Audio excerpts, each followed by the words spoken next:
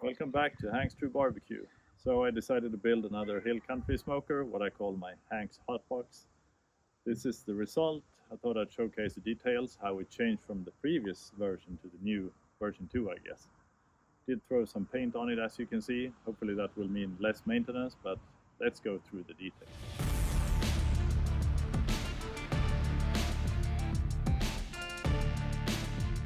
First off, if it looks dusty, it's because there's a lot of pollen in the air. I've tried wiping it down, but it just keeps sticking. Anyhow, classic hill country cooker, which means a low direct heat cooker. So this is where fireproof bricks in the bottom. I use that as heat insulation, but it's really good surface area because it means that you won't wear and tear on the metal. You build a fire down here and you have quite a distance up to the food, which means you get direct heat but low direct heat. And that also means the second bonus or benefit of using a hill country cooker is that meat juices drip into the charcoal and they start to evaporate and add flavor. So it's a different type of flavor compared to when you smoke with wood. But I like the simplicity of it. I made, compared to the previous model, I had 2 doors, kind of fun to build, but there was no point in it, so I just went with 1 door. I made a really nice latch here. This is from my offset smoker manufacturing days. You can regulate air by positioning this in the different latches or notches like that. Quite easy. Typically it's just going to run like that. Another thing I did change was shorten the legs. Previous one was 30 centimeters and now it's only 20. I think it turned out better and it's like sits lower, which is good when moving it around. 2 tell-true thermometers as before, really good calibrated. As for the door, top door, I did change a few things. The previous one was flat, now I folded it over in front, put in a nice handle here.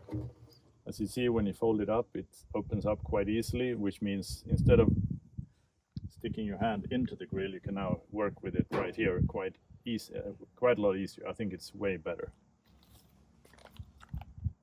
Another nice change is I did, just like I did on my offset smokers I put this little stop here so you can slide out the grate. And when you slide it out, it just locks in place. This is really convenient if you want to just pull the grates out, refill with charcoal from the top, or just fiddle with anything, and you can just get the meat and everything out of reach here, and it's quite easy to work with. I really like this one. So easy, slides easily in and out with a good handle just to grab here. Perfect. I also wanted to have a multifunctional grill. So as you can see, when I slide this out, there's a second grate down here. And this is because, you know, every now and then you just want to grill some burgers, some brats, or some chicken real quick. So this is a second level charcoal grate, which is of course removable. I ordered this from Amazon. Cast iron, quite sturdy, but as you can see, I just pick it out and remove it easily, and now you can cook it hill country style, or drop this in.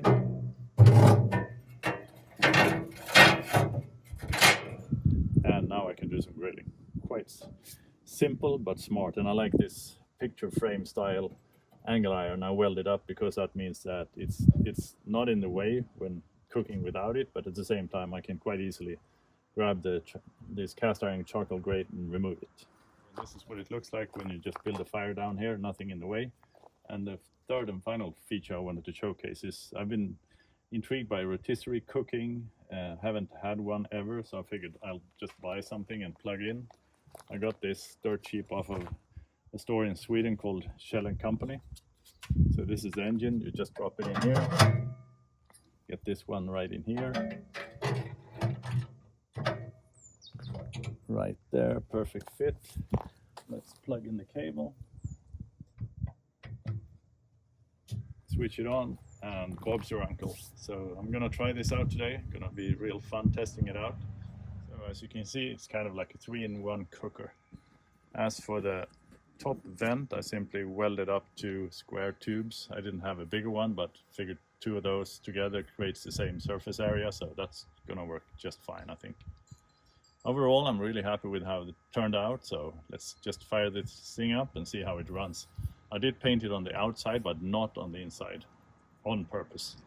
It'll grease up anyway, as any grill ever does, so it should be just fine. But anyhow, let's get some charcoal going so we can start building 2 rows or lines of charcoal and some drip pan in the middle and get some meat on this thing.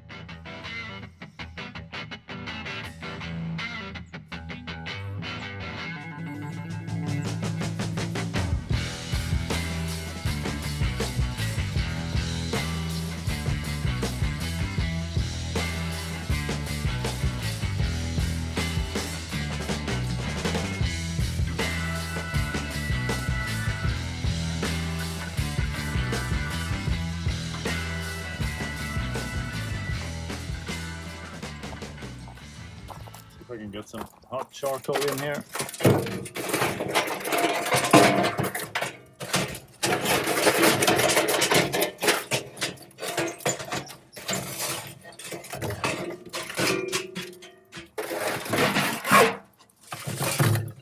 Dump it in right there and then scoot it over.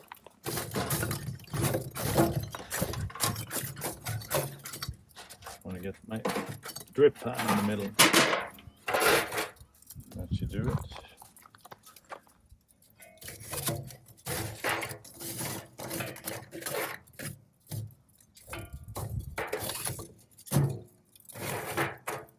Always nice firing up the grill for the first time.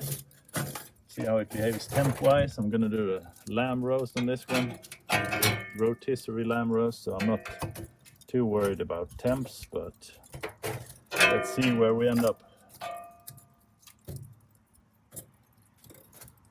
All right, that should do it.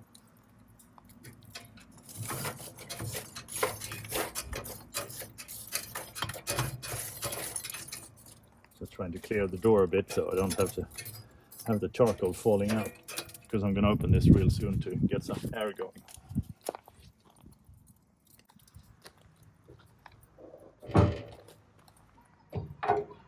Just like that.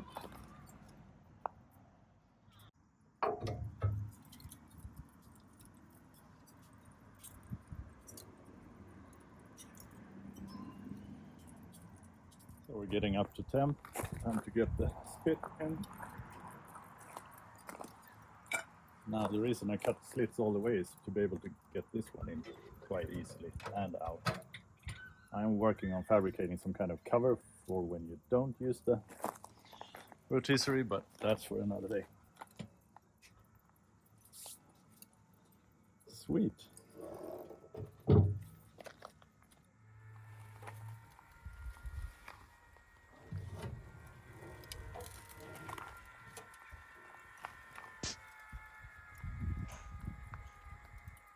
So the meat is on, the rotisserie is running, everything's looking real good.